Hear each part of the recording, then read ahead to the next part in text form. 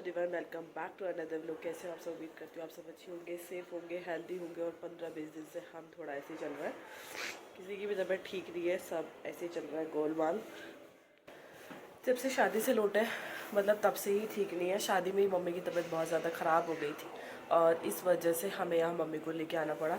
20 दिन हो चुके हैं पूरे कंटिन्यू। मम्मी को पहले एसिडिटी की प्रॉब्लम हुई तो हमें लगा शायद ये गैस वगैरह मम्मी को बनती है, तो इसलिए ज़्यादा मतलब दवाइयाँ देते रहे। तो मम्मी वहीं पे थी शादी में 1 हफ्ते के लिए।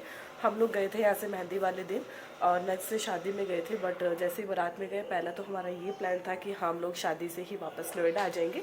बट मम्मी की जो हालत थी वो हमने सोचा कि आज मतलब यहीं पे स्टे करके कल मम्मी को नोएडा लेके या फिर मेरठ लेके डॉक्टर को दिखा के उसके बाद हम नोएडा निकलेंगे। हमने ऐसे ही किया। हम रात में मतलब शादी हमने इंजॉय किया, इंजॉय भी नहीं किया, कुछ भी नहीं किया शादी में अच्छे से, क्योंकि कायरा की भी तबीयत वहाँ पे पता नहीं कैसे इसको बहुत ज़्यादा बॉडी पेन हो गया। ये बहुत ज़्यादा रोई है बहुत ज़्यादा। वो तो ये है कि अच्छा है कि शादी वाले जो मतलब जो दुल्हन के जो भाई हैं उन्होंने वहीं पे जो गांव में एक डॉक्टर है उन्हें बुलाया, उन्होंने दवाई दी कायरा को, तब जाके इसे रिलीफ हुआ। उसके बाद ये 2 बजे के आसपास वहाँ पे सोई और सोने के बाद ये अच्छे से थोड़ा सो गई थी। बट वहाँ भी थोड़ा टेंशन हो गई थी। उसके बाद हम मॉर्निंग में घर पे आए, घर पे थोड़ा सा जो रिचुअल्स थे वो सब अच्छे से निभाए, बहुत अच्छे से किया, थोड़ा सा रेस्ट किया। उसके बाद शाम को 5:30 के अराउंड हम लोग वहाँ से निकल गए। निकलने के बाद हमने वहीं से रास्ते में डॉक्टर आलोक अग्रवाल बैठते हैं, आलोक गुप्ता, तो हमने उनसे कंसल्ट किया, मम्मी को दिखाया। बट उन्होंने देखते मम्मी के यहाँ पे गर्दन में पहले एक छोटी सी गांठ थी, उसके बाद इतनी बड़ी गांठ हो गई थी वो, और ऐसा मानो जैसे पत्थर, इतना ज़्यादा हार्ड था वो, बहुत ज़्यादा हार्ड, तो उसको हम हाथ भी नहीं लगा पा रहे थे। तो इस वजह से हमारे माइंड में ना बहुत ज़्यादा टेंशन हो गई। हम डॉक्टर के लेके गए उनको, तो डॉक्टर ने देखा और देखने के तुरंत बाद ही हमसे ये बोल दिया, सैटरडे था, नेक्स्ट डे संडे पड़ रहा था, तो हमसे तुरंत ये बोला कि इसके MRI कराओ, क्योंकि समझ में कुछ नहीं आ रहा और मैं डाउट में तुम्हें नहीं रखना चाह रहा हूँ। तो हम वहीं से फटाफट, हम मीनाक्षी डायग्नोस्टिक है एक, वहाँ पे डॉक्टर ने कंसल्ट किया था, वहाँ पे हमने MRI कराई। रात को ही 9 बज चुके थे, हमें 10 बज चुके थे पूरे वही डॉक्टर के चक्कर लगाते लगाते।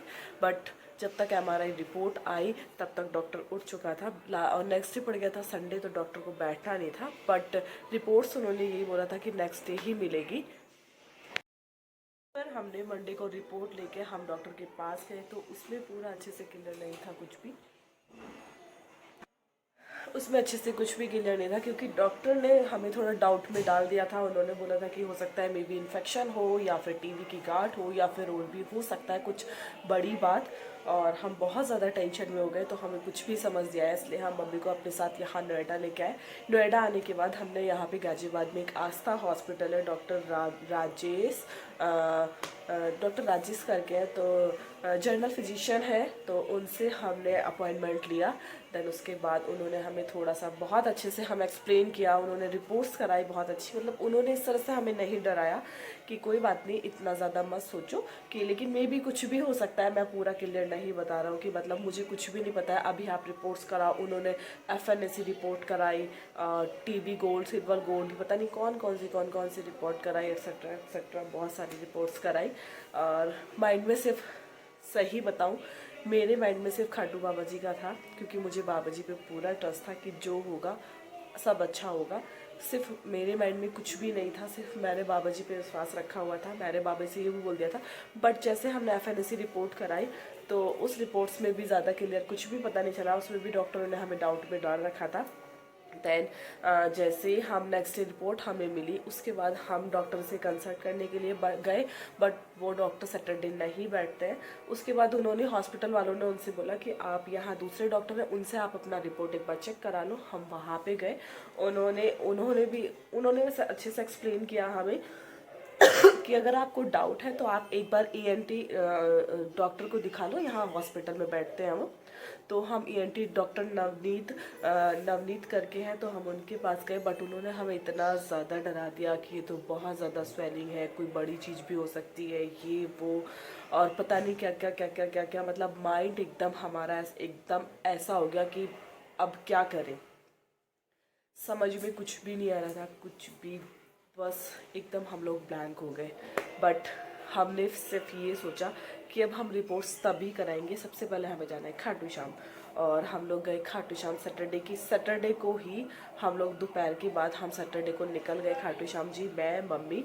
ऐसी हालत में हम मम्मी को लेकर गए, दीपक भैया की फैमिली थी, हम सब गए खाटू श्याम।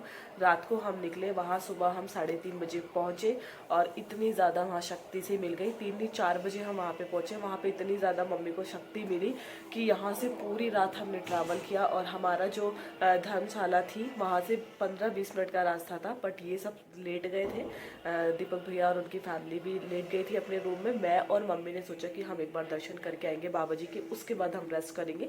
उसके बाद मैं और मम्मी वहाँ से निकल गए, दोनों अकेले ही निकले। हमें मतलब बहुत भीड़ थी, लेकिन हम भीड़ के पीछे ही जा रहे थे कि जो होगा देखा जाएगा, कहीं ना कहीं तो हमें मंदिर मिलेगा।